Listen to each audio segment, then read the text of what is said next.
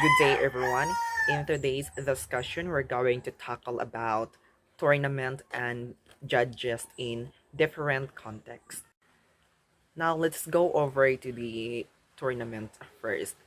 Tournaments are conceptualized as contests in which actors compete for prize that is awarded based on relative rank and is designed to incent an optimal level of effort according to Beaker and Housley 1992, Lazar 1999.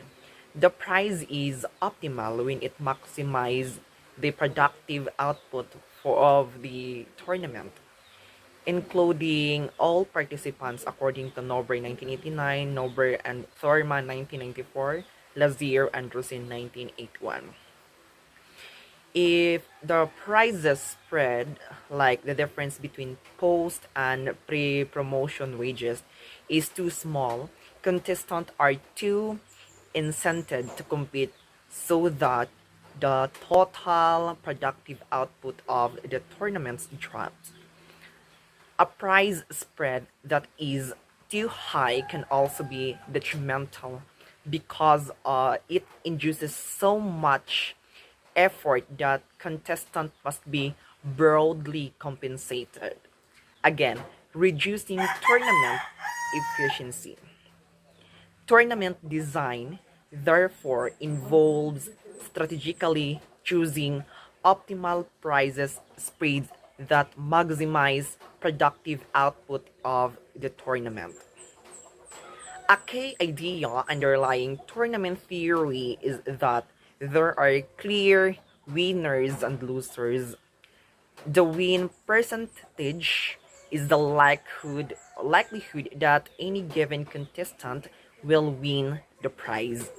It is a function of both the actor's own willingness and ability to compete and tournament size, which is determined by its breadth or the number of unique competitors and its depth or the number of possible levels.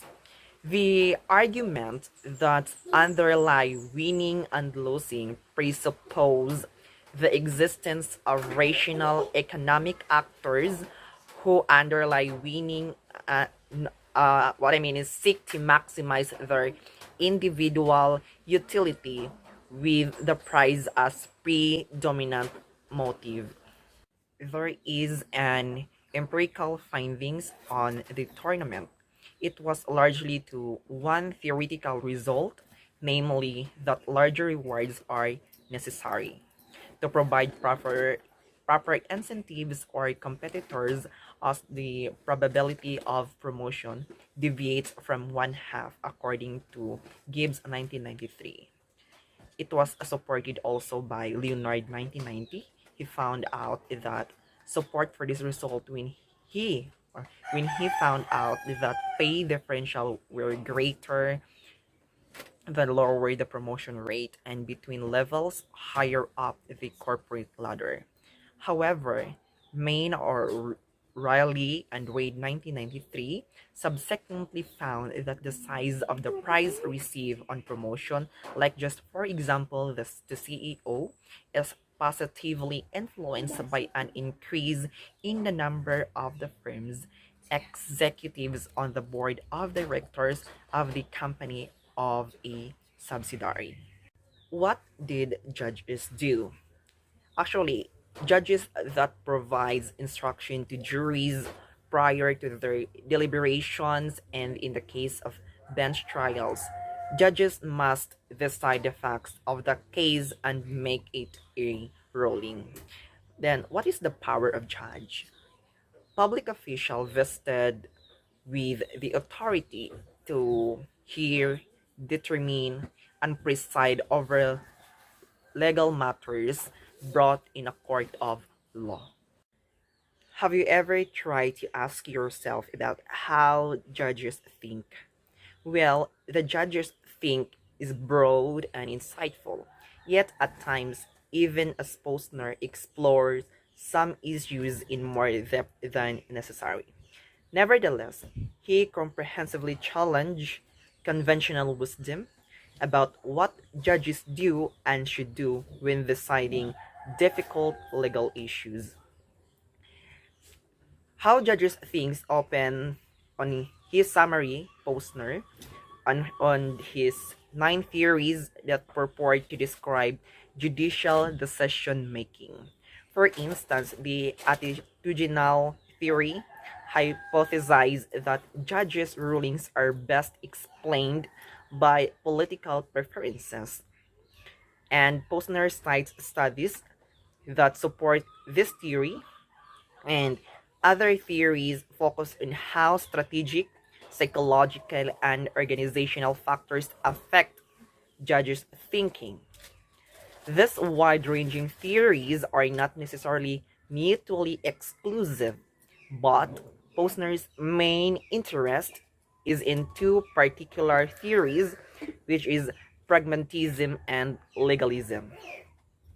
According to Posner, in legalism, law is distinct from politics and policy.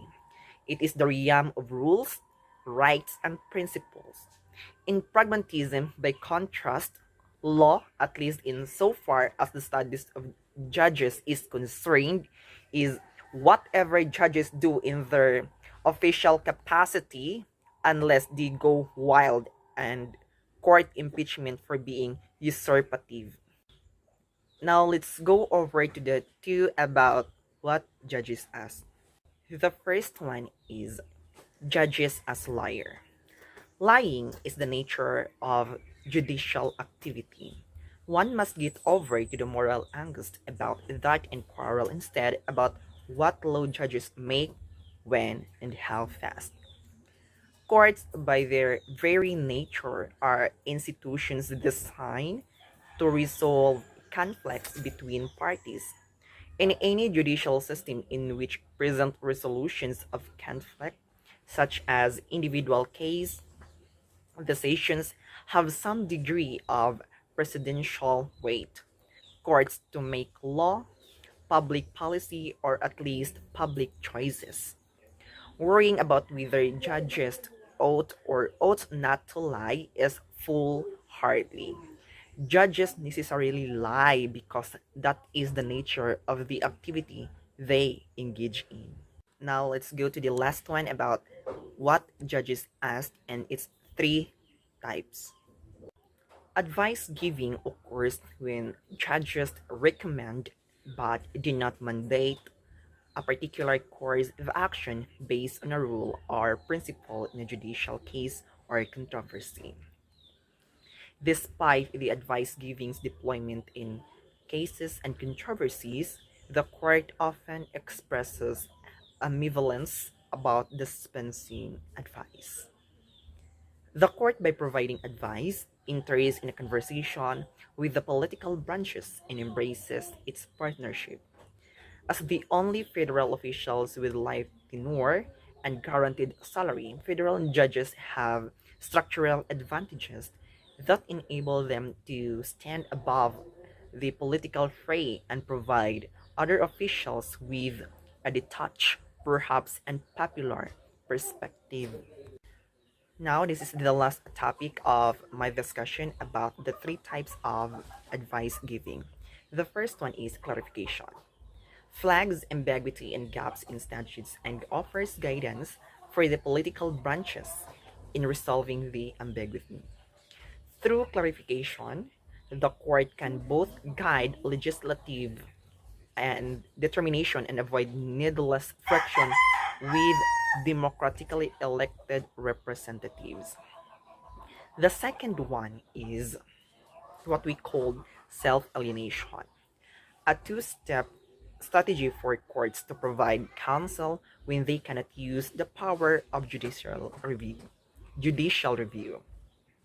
In step one, the courts make clear that their rule is circumscribed by limits in judicial power, but that other branches will need to scrutinize the issue because there is a gap between what is unconstitutional and what the courts may hold unconstitutional. In step two, The courts give advice to the relevant political actor about the constitutional difficulties endangered or engendered by the case and may suggest possible courses of action. The last one is about personification. The court can give to define with political bodies have responsibility for which acts. It attempts to enhance accountability among different political bodies such as Congress, the executive branch, and state legislatures and executive or state legislatures and executives.